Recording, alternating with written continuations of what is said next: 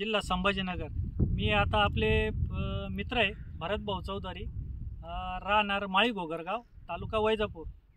तर ते सांगतील हे त्यांचे 30 गुंठे जे कांदे आहे यांनी याच्यावर काय काय वापरलं। भरत भाऊ। नमस्कार शेतकरी मित्रांनो, आपण या 30 गुंठ्याच्या प्लॉटमध्ये जैविक खताचा बेन्सेल डोस केलेला आहे।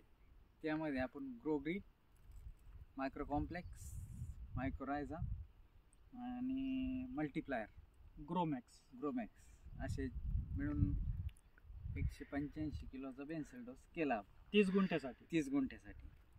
त्यानंतर लुमसी आणि मायक्रोरायझा याचे स्प्रे किती काढले तुम्ही? याचे 2 स्प्रे, फक्त 2 स्प्रे। याच्या व्यतिरिक्त कुठलाही कीटकनाशक नाही, याला काही रसायनाचा तुम्ही टाकते वेळी पण सहारा घेतला नाही आणि स्प्रेला सुद्धा घेतला नाही, याला जाणवलंच नाही ते देण्याची गरज त्याला रासायनिक। अच्छा, तरी पण अजून तुमची ही पात एकदम हिरवीगार आहे, याला करपा वगैरे काहीच नाही, फक्त लुमसी स्ट्रॉंग आणि मायक्रोरायझा बरोबर। आणि आता पहिले रासायनिक खतं जे वापरत होते त्या तुलनेमध्ये जैविक खतं वापरताय, ह्या तुलनेमध्ये तुमच्या कांद्याच्या जाडीत साईज कशी?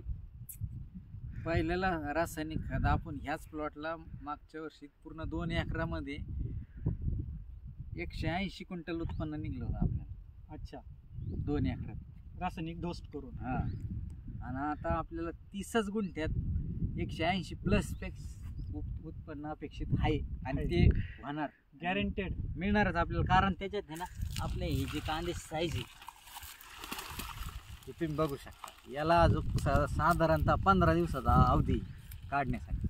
बरं, तुम्ही जे जैविक वापरलं तुम्हाला याच्या काय फरक काय जाणवला? याचा दांडा आहे ना, हा दांडा हा लांबलेला नाही, हा सुरुवातीपासूनच पंजा धरून, आता हा पंजा बघा त्याचा लांबकुळी साईज आपली झालेली नाही। अच्छा, हे तुमचं म्हणणं असं आहे का हे खाली उतरायला मदत होती पटकन? हे पूर्ण भुई धरूनच चालणार ना, ते जास्त लांब होऊन जाऊन देत नाही वर।